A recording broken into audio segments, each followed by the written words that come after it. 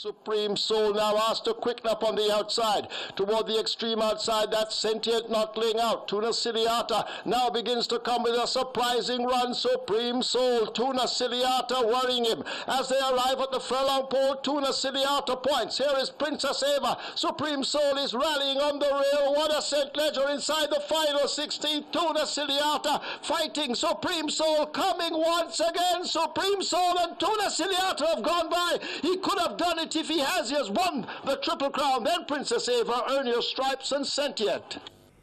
Back on the SportsMax Zone, where last weekend he captured his first ever Caymanas Park Triple Crown as his charged Supreme Soul edged stablemate Tuna Ciliata in an epic stretch duel for St. Leger glory. Leading up to that race, the last leg of the Triple Crown, news had circulated that the big favourite Supreme Soul, who had already won the 2,000 Guineas and the Derby, may have missed the 10 furlong event due to a hoof problem.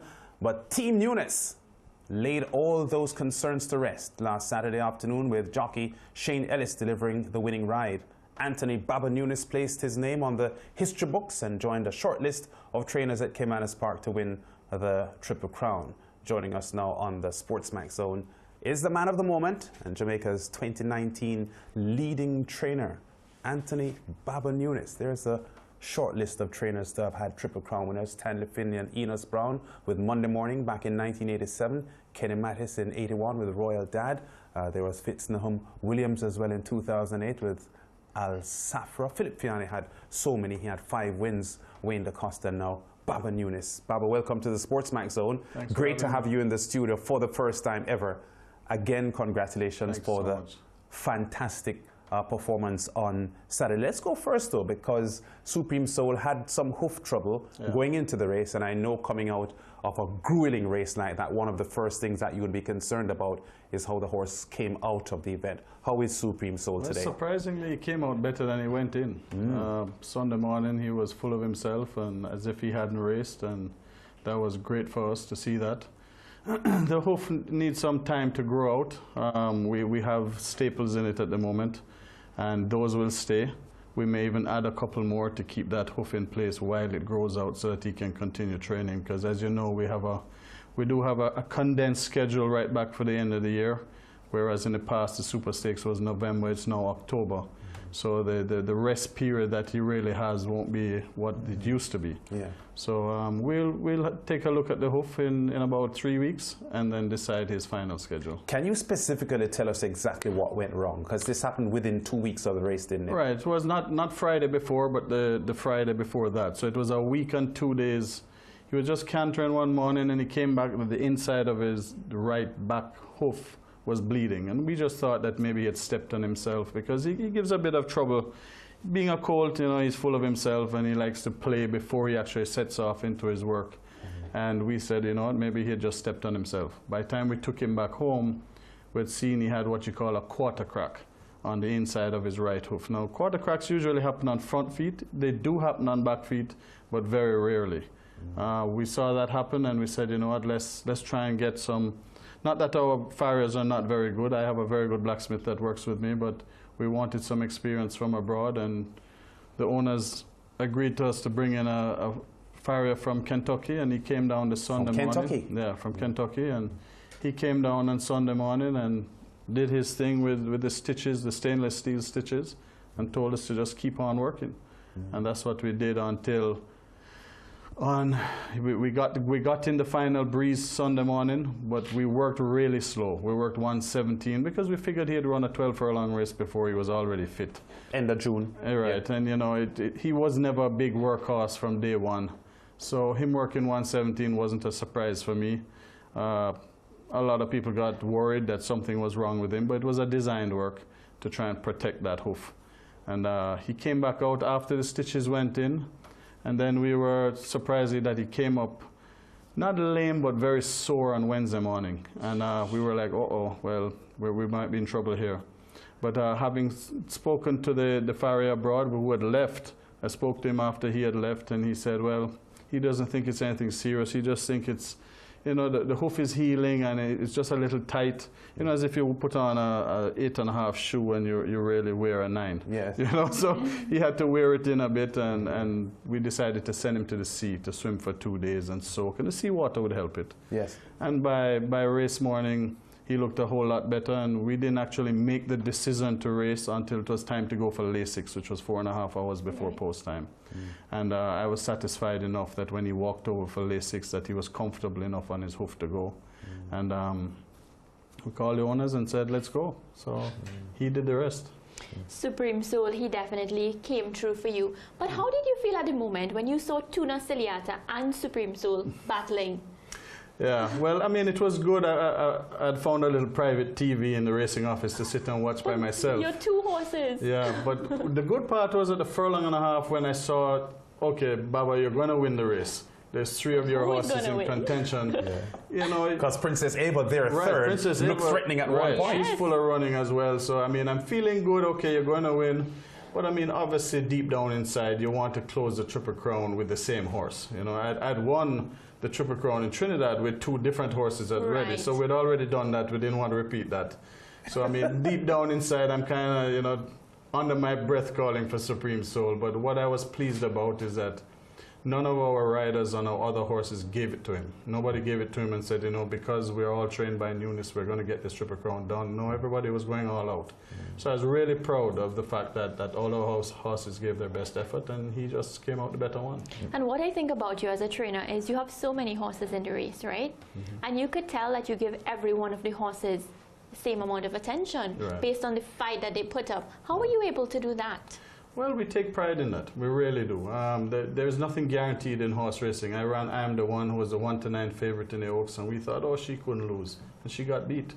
You know, so we were making sure that we were going to bring everybody to that wicket ready to rock and roll in case Supreme Soul couldn't get the job done, and they really ran their races. Yeah, you told us 3 days before the race that all of your horses were prepared well, and you've just, you know, emphasized the fact that you really worked on all your entries. But did you expect them to run that well? I didn't notice until a few minutes after that Earn Your Stripes had actually held on for 4th, because I was looking at the top 3 with Tuna Ciliata, Supreme Soul, and Princess Ava, and only a few minutes after I realized that Earn Your Stripes actually held on for 4th. Did you expect them all to run as well as they did? Yes, I did. I knew Tricky One was tired. I mean, I had hurt Tricky One by running him in a 10 furlong race in between the Derby and in the St. Ledger. I don't know what I was thinking. I had a brain freeze there. But we did it, and he suffered the consequences, and that's why he ran so poorly in the St. Ledger. Earn Your Stripes, we knew he hadn't run since the Governor's Cup. And he had a little time off, so it's not like he was training all the time. He had an injury that we had to just send him to the sea. So he only got 2 gaps for the St. Ledger, but we knew that he would get a lonely lead, and that's what he likes. And as far as the other 2, I mean, Princess Ava put on weight since the Derby. I mean, she's a filly, and she looked like a colt going over for Lasix that morning. And in fact, when me and my assistants were standing there watching, because we wanted to see Supreme Soul go over because of the hoof, Tuna Ciliata passed going for Lasix, and the 3 of us looked at each other and went, oh boy, this boy looks really ready to run today. So we knew that Tuna Ciliata was going to run lights out. You know, we figured Supreme would have to put every foot right. Yeah, I recognize that Shane Ellis, as he admitted to us after the race, was very shocked to see Tuna Ciliata right beside him, because in March he had ridden Tuna Ciliata to win the Prince Consort Stakes in a very robust finish. I remember the race very well, so Shane knows of Tuna Ciliata's quality. A word on Shane Ellis's performance, because he's won many big races for you in the past. I know you have a lot of trust in him. Your thoughts on exactly how he handled the occasion? Oh, well, he won the Triple Crown. I mean, he obviously did nothing wrong at any point. I mean, big money, Shane. Yeah, man, big money, Shane. So, I mean, he has ridden him, what, 8 times? And he has won 7. He ran a second, and I think maybe a little inexperience on the part of the horse why he lost that Jamaica Triple Stakes last year. But Shane has done everything. He comes to work in the mornings. He knows him inside out. He's actually pretty difficult to work. If you don't put somebody, a man on him to really manhandle him, he'll take advantage of a smaller jockey on him. So, you know, Shane, I have nothing but praises for Shane for the way he handled his horse throughout the Triple Crown. So he was the one that labeled the horse the bulldozer. Yeah. You like that name for Supreme Soul? Well, you know what, I didn't like it up until the arm St. Legend. He looked like he bulldozed his way through on the inside there, so maybe it's fitting for him. So you've knocked out Triple Crown in Trinidad, you've knocked out Triple Crown in Jamaica, you've been leading. What's your next plan? Like, what are you looking to take now? It's well documented that I've run second in the championship 11 times and never won. So obviously that is still our main goal, is to win a Trainers' Championship. And we've put ourselves in a position that we're looking good, but we have 5 months of the year left, and I'm sure Wayne DeCosta and Gear Sobriety are not going to lie down and give it to me. So we're going to keep on working and try and get that job done. Okay, Anthony Baba Nunes, Triple Crown winning trainer, in the studios live here on the SportsMax Zone. We go to break. When we come back, Anthony will continue to talk to us about his training season and maybe a little bit more on the person and his goals as a trainer. Of course, his immediate goal is to become champion in 2019. Back in a moment.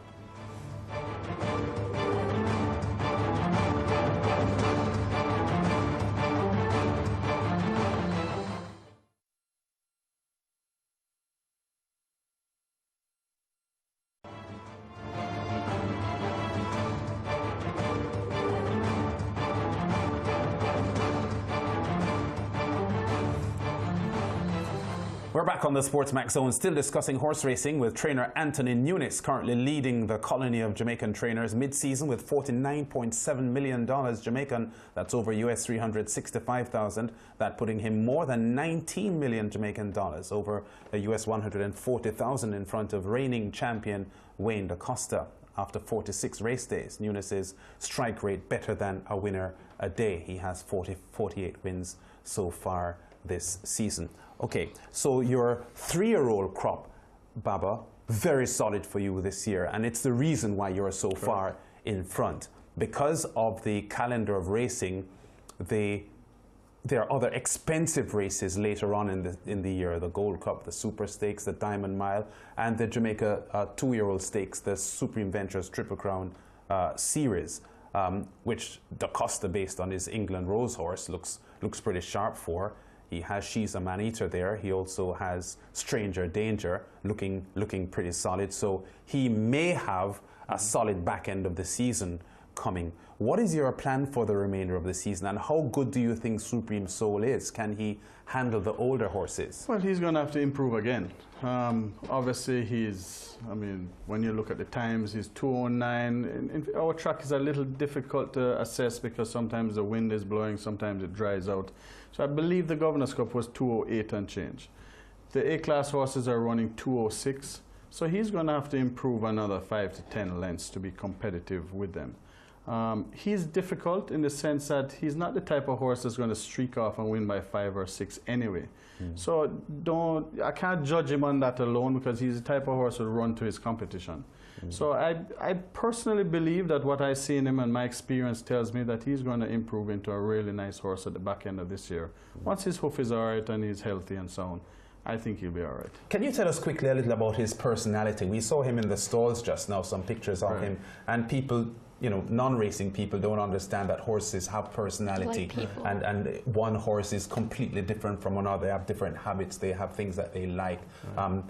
Jockey Shane Ellis has spoken about him being playful and not serious about the racing game. Can you talk to us a little bit more about the personality of this horse? Shane is very correct. He does play a lot, and there was a picture that Dr. Ramlal sent me from the testing barn after the race. She had a little puppy in her hand, and this is after winning the Triple Crown. He's there playing with the puppy in her hand. So that shows you the type of horse he is. He's not vicious. That's not his makeup. Whereas his brother, Big Daddy Cool, is extremely vicious. I mean, he will kick, buck, and bite. Yes. You know, even in the winner's enclosure, people are scattering when Big Daddy Cool is in there. This fellow will stand up all day and allow you to take pictures all day long. So I've also heard that he's lazy when he's training. Yeah, extremely. But then he loves to race. Race day is a different animal. And to tell the truth, I prefer that, because he's protecting himself in the mornings. no matter how hard I want him to go or Shane wants him to go, he's like, I'm doing what I believe is necessary for me to go. Yeah, like, you relax, I got this. Exactly. It makes me, well, I can't pull my hair out because I don't have any, but it makes me worry because I'm not sure sometimes if he's sick or if he's not sick because there's no signs. Remember, they can't talk. So I have to be able to take signs from them of how they're doing. So he makes you worry because he's not giving you the flashy work. But he's now made me a believer into knowing what he knows what he's doing, and I just try and keep him healthy and so on. Yeah, you've been steeped in horse racing, Anthony, because your dad was a successful trainer as well. I remember him winning the 1979 Jamaica Derby with Lucky Old Son, with my favorite rider, Emilio Rodriguez, aboard. He had also won the Derby, I think, with Balladeer back in 1972. Did you always think that you would want to be like your dad and become a trainer? Yeah, well, first of all, I wanted to be a jockey. A jockey? Now, clearly that didn't work out. Right. One summer I grew this way first, and then I started to grow up. Yeah. So from then it was, okay, you're going to go into training instead. So from even when I was at the University of South Florida in Tampa, I always knew in my heart that I was going to come back. What were you studying there? Management and marketing. Management and marketing. Yeah. And to tell you the truth, it has worked out. I mean, I need management to run the size stable that I have.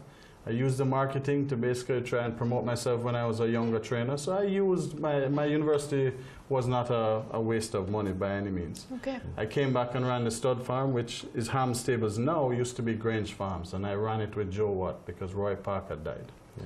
And I did that for about 3 years, and then I took out my trainer's license in 1994, and that's where we started. Did you ever see yourself being this successful, and at what point in your career did your rise happen? To tell you the truth, yes, I did see myself being successful in the sense that I'm not a bossy or cocky person outwardly, but within I'm very confident inside of myself. So from when I was young, I felt confident enough that I was given a gift, to tell you the truth, from God, that I could pick a racehorse. I really felt that I could, and it has worked out pretty good.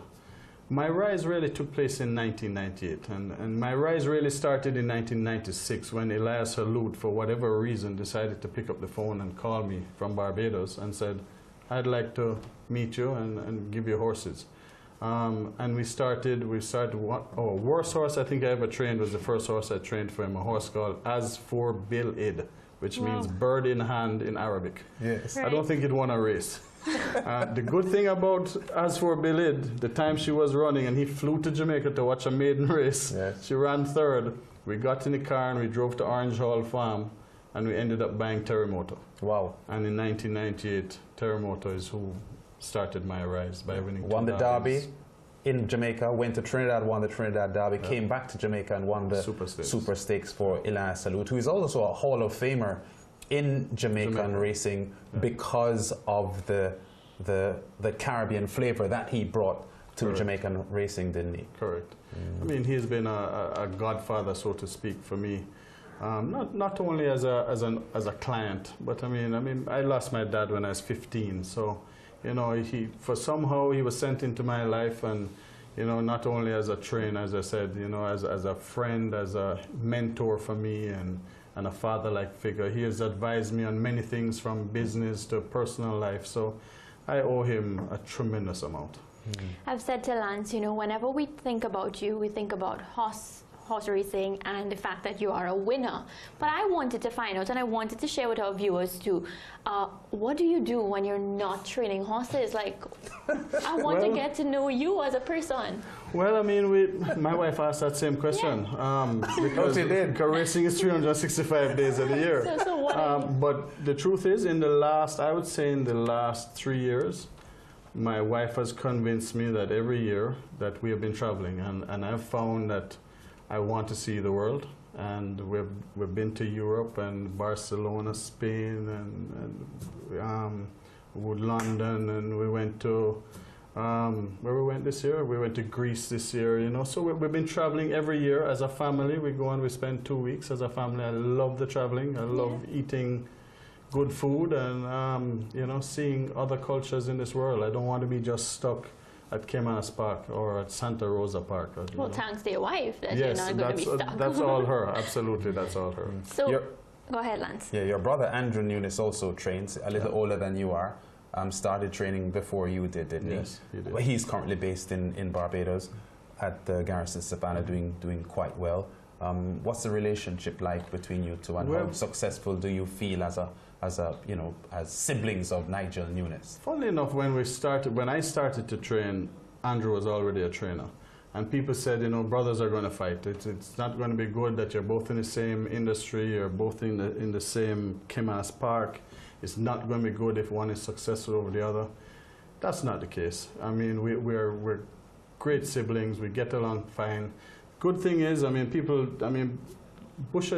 is a better trainer than me. Oh, he is? He's a better trainer than me. There's no doubt about it. I'm a better talker than him. Yeah. But he's a fantastic he calls trainer. you the Bob Baffert of the Caribbean. Yeah, man, he can say anything. I spoke to him once, and that's what he told me. Yeah, Anthony's the Bob Baffert of the Caribbean. He can say anything he wants. But Andrew is a fantastic trainer. He's won a championship in Barbados. I'm yet to win a championship here. But he's also a great human being. He's a lovely man. So he deserves all the success he's getting to. You were going to say something, Mariah. I was going to ask him, if he had to pick another job, what would it be? Oh. Oh, wow. I don't see anything else but horse racing in my life. The truth is, this is not real work. I'm doing what I love, and this is my passion, and I don't look at it as work. I get up every morning of life at 4 o'clock, and when I was in London with my family this summer for a couple of weeks, I woke up at 4 o'clock every morning. Yeah, and it's a habit. After 5 days, I was like on the WhatsApp, how the horse is going. Yeah, those are like your children. Yeah, exactly. That's exactly what they are. They're your kids, and it's. Yeah, I don't see myself doing anything else. Yeah. Anthony, you've been second in the Trainers' Championship 11 times. We know how important it is for you to be champion in 2019. Talk to us about that, and how confident are you? There's still a lot of racing left, and in spite of your huge lead, we know how racing can be sometimes. But it does appear as if you have this one under your control. What are your feelings about the championship, and how much does it mean to you to be, when December comes, be labeled champion trainer of Jamaica? Yeah, obviously I want to be champion trainer. Now, I would tell you, when we really seriously started to compete with Wayne was maybe 6 years ago, when we really started to maybe give him a challenge, was 6 years ago. And it meant the end all to me. I would say over the last couple of years, Lance, reality in life is when something hits you. I had a heart attack back in 2013 in November. And that brought a little reality to the situation, you know what I mean? And then I started to ease a little bit, in the sense that I'm saying, look, if it's going to happen, it's going to happen. If not, I'll be okay with it. Would it? So this heart attack was related to the anxiety of the job and the success and the chase for a championship? I think it was associated because stress. The first thing the cardiologist said to me after I'd had a heart attack in Jamaica, I went up to Dallas, where I had another procedure done in 2014. And he said to me, just talking to your wife and talking to you here for the last hour, stress is, you don't realize that stress is a big killer. Yeah. And although, internally I'd be keeping my stress in, my wife would tell you different as well. Living with a racehorse trainer is not easy. But I really felt that it was the stress of trying to win this thing. I was trying a little too hard. Last year I really thought we were going to win. I really thought we were. And we lost. You were about to. Right, and we lost. But you know what? I felt good in the sense that we gave it our all. There's nothing I think we could have done any differently. And at the end of the day, when I win a championship, and I'm willing to say that now because I believe it will happen. If it doesn't happen in 2019, so be it. But I still think it will happen. I have to look back and say, you know what, Wayne DeCosta has been a pretty good champion. You know what I mean? Yeah. He's an 18-time champion trainer. He must be doing something right. So, if I've run second to him 11 times, and if I happen to win this year, I think it's still a good feat that I've finally beaten this man, because he's a very good trainer. This is not just a run-of-the-mill guy. This is a guy that's won the most championships in Jamaica. Philip Fiani has been my hero as a trainer all my life. But clearly Wayne is fantastic, and he's a difficult person to beat, and I look forward to the day when that happens. The racing industry in the Caribbean has struggled I know you had spent some time as an active trainer in Trinidad and Tobago, as you said, winning the Triple Crown in 2016 with Academy Award, winning the Guinness and the Derby, and the Gatsby landing the Midsummer Classic Fall for Merlin Sam Lal Singh. What was your experience like with the Trinidad experience, and how do you feel about Caribbean racing? Because your brother Andrew is in Barbados. Barbados racing not as vibrant as it is in Jamaica. But isn't it a little disappointing as racing people that the region is struggling in this sport? It is, because when I went to Trinidad and opened a stable in 2013, and we lasted until 2017, and we decided to make a financial decision because the purses had been cut almost in half, and it just didn't become viable, and I didn't want it to be starting to cost me. When I went in 2013, it was because their purses were better than ours. Than Jamaica's, okay. Yes. Than Jamaica's. And I would tell you that the trainers over there are really nice people. They're good people. The Glenn Mendez's and the John O'Brien's are really nice guys. It's no different than Caymanas Park and Santa Rosa Park. It's the same teasing and the mouting and the quality horsemen there as well. So, you know, Trinidad is steeped in tradition in horse racing as well. It's a shame that in 2019 we are not, and I mean Trinidad, Jamaica, Barbados, are not competing against each other on a more regular basis. And I was hoping that when I got into this game in 1994, that would be the case. And in 1998, I went down to Trinidad, as I said, with Terremoto, and we won the Derby. They came up with Frederico in the Super Stakes, and that was fantastic. That was great for horse racing all over the Caribbean. And for us to be so far away from that, we have not taken 1 or 2 steps back, we have taken 20 steps back.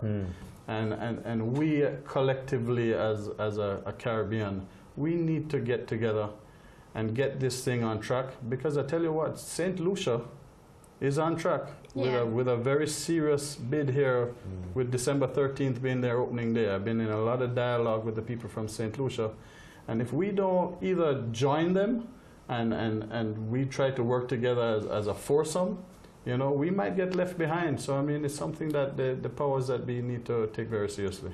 A very good suggestion. Yeah, Anthony Baba Nunes, Triple Crown winning trainer, current leading trainer in Jamaica. His Supreme Soul becoming the 12th Triple Crown winner with a magnificent victory in the series closing St. Leger on Saturday at Caymanas Park. It's a pleasure having Anthony Baba Nunes in the studios with us here. We go to break and we'll be back after this.